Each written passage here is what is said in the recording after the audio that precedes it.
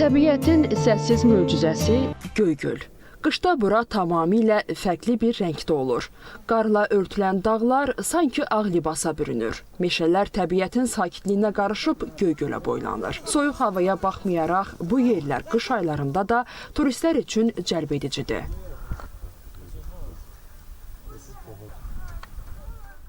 Azərbaycan təbiətinin ən füsunkar incilərindən biri hesab olunan Göygöl Milli Parkını qış tətili günlərini seçənlər üçün əla məkan hesab olunur.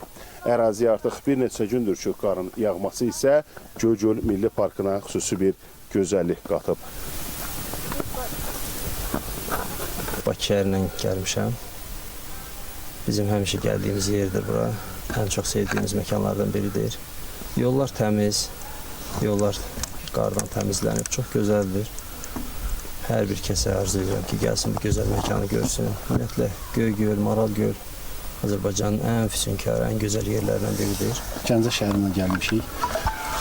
Çox gözəl mənzərəli bir yerdir bura. Azərbaycanımızın hər diyarı gözəldir. Göygölə mütəmadi olaraq gəlirik. Ehtiyac var. Bu gözəl havadan udmaq, qəbul eləmək. Bu günlərdə bölgəyə təkcə yerli deyil, xarici turistlər də üst tutur. Я приехала из России, из Москвы. Mən Rusiyadan, Moskvadan gəlmişəm. Azərbaycana ilk səyahətimdir. Bir neçə gündür ki, müxtəlif güşələrini gəzirik. Səmimi desəm, Azərbaycana heyran oldum. Sizin ölkənizin çox səmimi ruhu var. Göygöl isə çox möhtəşəmdir. Onun kənarında şəkillər çəkdirdik. Burada günəşli havada çoxlu qar gördük. Bu doğrudan da emosiyaların ahəngidir. Həm qışı, həm də yayı hiss etdik burada.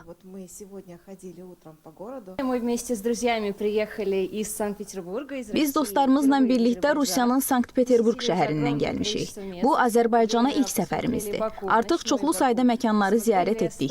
Bakı şəhərini, xüsusilə də Bakı gecələrini seyr etdik. İçəri şəhər bizi heyran qoydu. Gəncəni gəzdik və nəhayət möhtəşəm Göygölə üz tutduq. Təəssüratlar çox gözəldir. Yeni il üçün enerji topladıq və ümid edirik ki, yeni təəssüratlar üçün bura bir daha qayıdacağıq.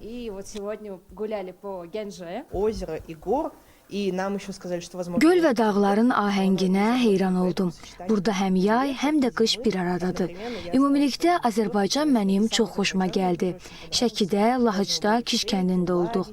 Hər yeri bəyəndim.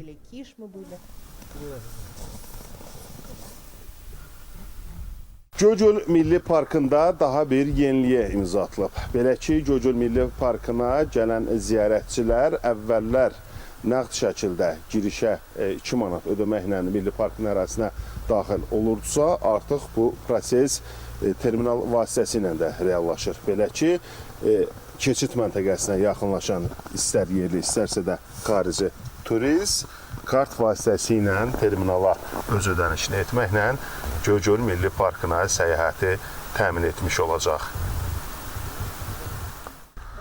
13 min hektara yaxın əraziyə malik Göygöl Milli Parkı ətraf mühitin mühafizəsi, nəsli kəsilməkdə olan nadir flora və fauna növlərinin qorunub saxlanılması və ekoturizmin inkişaf etdirilməsi məqsədi ilə yaradılıb.